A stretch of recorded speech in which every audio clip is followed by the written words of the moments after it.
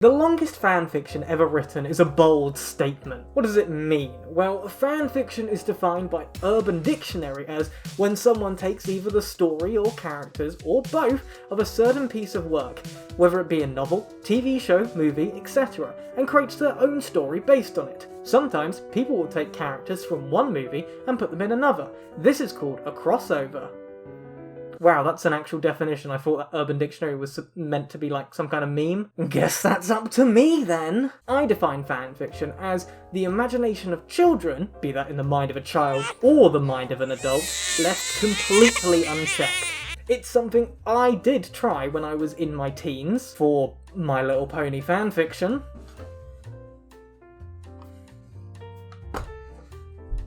Let's just say I'm kind of glad I never succeeded. A lot of people will bash fanfiction, and to be fair, there is a lot of bad fanfiction. From two brothers getting slightly too friendly to a self-insert with the powers of God, you could make the mistake of seeing fanfiction as nothing but a burning pile of Amazon returns. But in reality, there is some good fanfiction, on par with its original material. And although writing about characters that already exist gives you a certain leg up, writing anything takes hard work, talent, and dedication. In the case of what I'll be talking about today, a lot of dedication, maybe less of the talent. I jest, it takes me a week to write 3 pages of a script. I would travel to hell and back for the ability to write like these guys. The year is 2008. Kosovo declared independence from Serbia, which of course solved all of the Balkans' problems, and the island of Sark held their first fully democratic elections,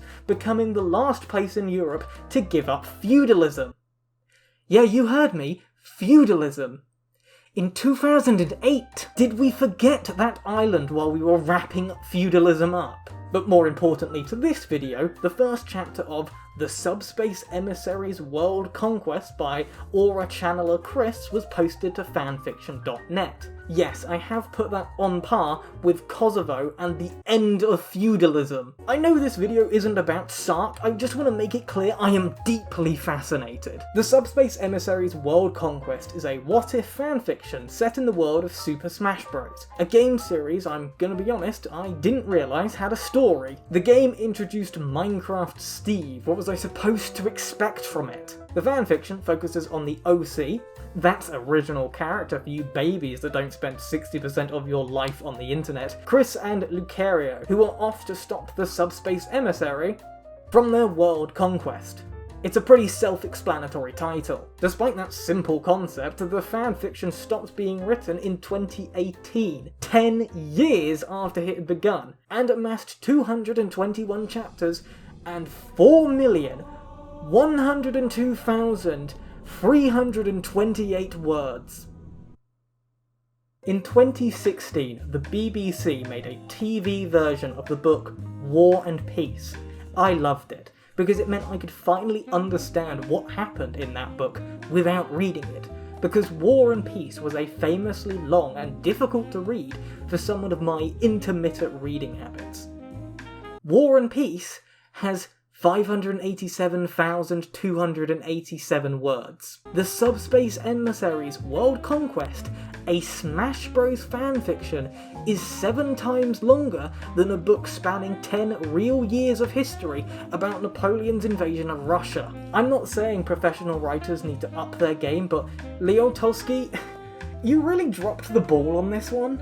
The Subspace Emissary's World Conquest did get some media hype at the end of its life, as at the time many claimed it to be the actual longest book ever written. We'll get onto why Western media is Anglo-centric and wrong later. For now, let's talk about who topped the king. In 2013, Kadokawa Games and DMM produced a free-to-play battle game called KanColle. That's actually the shortened name. The real name is harder for me to pronounce, and so I didn't bother. The cards contained anime girls who carried or were armaments of World War II ships, mostly in the Japanese Navy. I don't understand it. I don't have to, and you can't make me. The game was supposed to appeal to the Imperial Japanese Navy otaku, which which, as you can imagine, was a really niche demographic. On initial release, the game was lost into obscurity immediately. It was only later that anime fans found the game from its spread on Twitter and now has quite a large following. So much so that in 2014, when the game had reached an active user base of over 2 million, the fanfiction writer Haida no Aku started writing Ambience, a Fleet Symphony, which is a very deep and moving title for a story about ship girls. From what I understand, the story is set in the post-apocalypse, about 20 years after World War III. The main character sets out to find the ship girls who were in production before the outbreak of the war.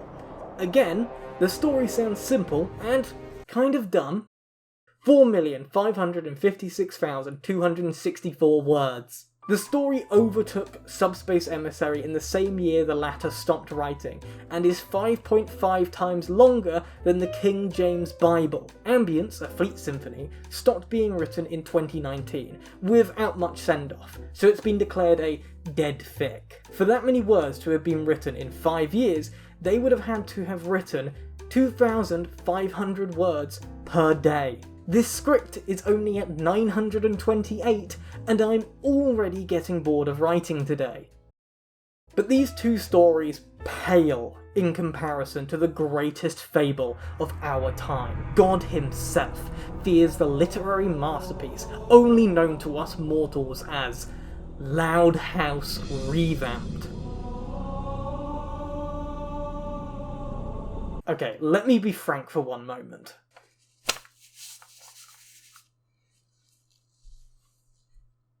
The Loud House Revamped is as fake as my breasts. I don't want this to come across as some kind of call-out post on this fanfic. At the end of the day, it's up to the writer how they want to write. I don't know their reasons for writing this story. If they want to do this, it's up to them and I wish them well. But Loud House Revamped currently sits at 8,904,215 words. And when you watch this video, it will probably be over 9 million.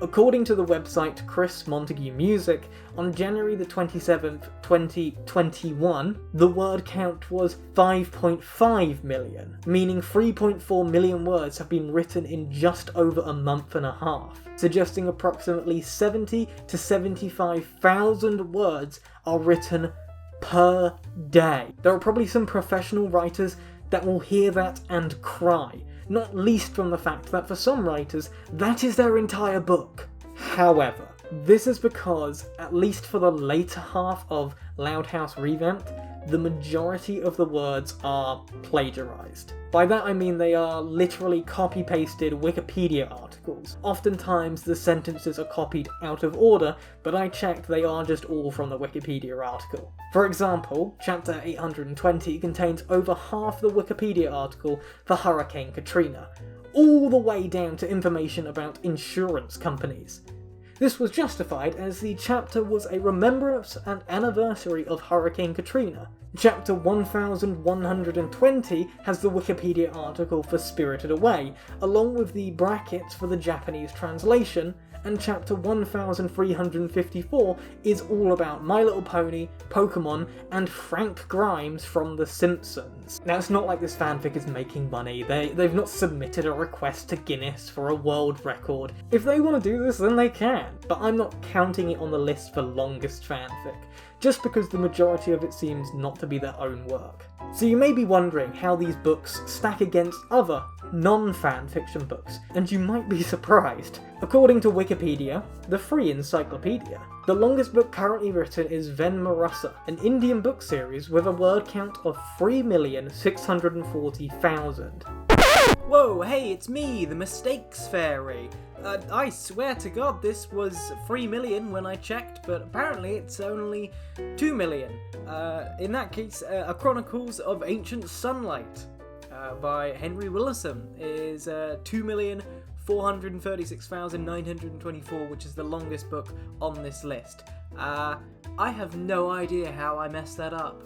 Which is almost 1 million words less than Ambience, a Fleet Symphony. So why isn't it listed? One website I found, called TV Tropes, mentioned the book In the Realms of the Unreal, or as its full title, The Story of the Vivian Girls in what is known as the Realms of the Unreal, the Glandeco-Angelinian War Storm caused by the Child Slave Rebellion by Henry Darger. With a title like that, you'd never guess he'd had a troubled life. Henry Darger is what's known as an outsider artist, and his work was completely unknown until his death. If you want a full background on his life and details of his work, please go watch the Down the Rabbit Hole video, and I highly recommend you do. After you finish this video. After. And don't just leave when I start wrapping up this video this time, okay? Do you know how badly that affects my statistics? A lot of Henry's work was unordered and messy. Although never calculated, the typewritten manuscript was 15,145 pages in 13 volumes, at 250 words per page, which was likely, if each page was a full page in a typewriter, the word count would be 3,785,250. If correct, it would have been the largest non-fan fiction book currently written, although unpublished and completely unorganised. And that's the important part, not the unorganised bit. A lot of books are like that. I've read those choose your own adventure books cover to cover, and I couldn't make heads or tails of them. That joke just won't land, but it's funny to me. A published book. To publish is defined as to make information available to people, especially in a book, magazine, or newspaper, or to produce and sell a book, magazine, or newspaper. All of that kind of implies that someone is making money along the way. Although fanfiction.net is clearly available to people, it's possible that the wider literary community don't consider it published and therefore not a real book. I think that's wrong, and the fictional literary community I invented in my head sounds very snobby and pretentious if you ask me. And to be fair, fanfiction has the kicker of its characters being copyrighted, so obviously they can't be published, but I don't see why they can't count under the longest book, just being there for free, vibing. Of course, if this happens, Ambience, a Fleet Symphony, and the Subspace Emissary's World Conquest would shoot to first and second place. That was, until I decided to scroll down the Wikipedia page a bit. Now remember earlier when I mentioned that Western media is Anglo-centric and wrong? Below this nice, neatly laid out table is this tiny section of the article called See Other List, Non-Latin and Cyrillic. Now there's a few interesting books to note here, especially one called The Legend of the Twin Dragons of the Tang Dynasty, which is approximately 50 million characters long. A character in Chinese script can mean one word. Some words need 2, 3 or more. It's important to note that with the differences between languages, all books can have different word counts, depending on the translation you look at. Some cultures have words for complete situations, like the German word Kummenspeck, which means gaining weight from comfort eating, which, trust me, I have been doing. However, for Twin Dragon and the Tang Dynasty to just tie with the current longest book, then Murasu, each word would have to be made of 13 characters, which just can't be true. Well, hello, it's the Mistakes Fairies again. The number would actually be 23 characters for each word, because I apparently got the number wrong. However, I've been looking at this for like the past 3 hours now, and there's no reason why I'd have the brackets of as of June 2020 written in my script here, unless I would have copy-pasted the number, meaning someone has edited this between the time of me editing this video and recording it. Somehow this book has lost 1,500,000 words. I don't know why. I just want to point out, this wasn't my fault. Jeez. I mean, if you told me that feudalism in Europe ended in 2008, I'd also say that can't be true. But trust me, this one just can't be true. Unlike the fact that feudalism ended in Europe in 2008. Now the title may sound very grand and ancient, but actually it's a fairly modern book. The author only recently passed away in 2017. On my quest to find out what the book actually was, I found a website called Foxaholic, which was, as recently as this month, currently translating the entire book series. So if you'd like to read this yourself, there you go. It's currently up to book 52, so you have a little bit of catching up to do. This letter has a wax seal, and that makes me unbelievably excited. Have I been invited to join Smash? We will see. Oh no, says Merry Christmas. Oh, I'm so sorry. I'm so honestly sorry. It took me... My mailbox is still open if people want to send me stuff. The only thing is, it's so far away from me, I really haven't wanted to go over there in the pandemic. So, you know... Oh, hello! This one is a middle finger, which I deserve. Oh, she's me. To Miss Tatty. Happy festive time! I'm new to alcohol, so what drinks do you recommend for a gal with a sweet tooth? I'd say if you're new to alcohol, try building up your tolerance a bit for stronger tasting things. Just things like orange juice and vodka can help you adjust your taste buds. And if you really like sweet things, try any cocktails that involve mixing in something like Bailey's. Follow my social medias, subscribe, and leave a comment, you little sweet babies.